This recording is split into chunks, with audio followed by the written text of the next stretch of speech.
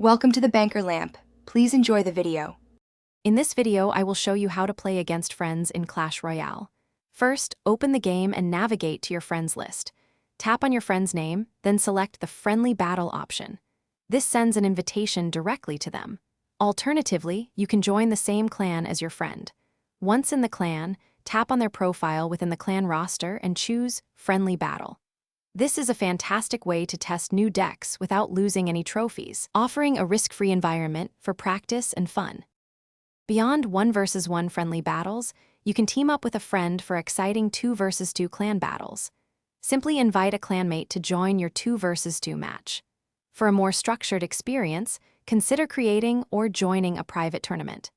These tournaments allow for custom rules and offer a competitive yet friendly setting.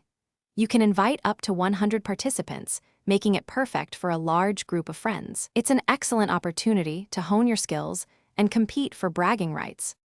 Playing against friends is invaluable for refining your deck building and strategic skills. You can freely experiment with new card combinations and observe how they perform without the pressure of ladder play. Pay close attention to your friends' common tactics and learn to counter them effectively. This practice helps you anticipate various opponent strategies.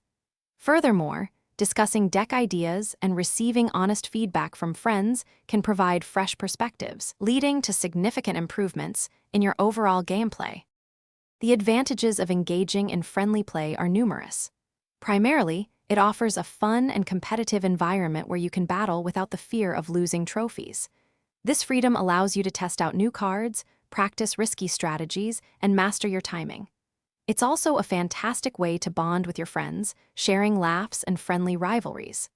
Ultimately, friendly battles enhance your skills, deepen your understanding of the game, and strengthen your connections with fellow players. Thanks for watching. If this was helpful, leave a like and consider subscribing. See you next time.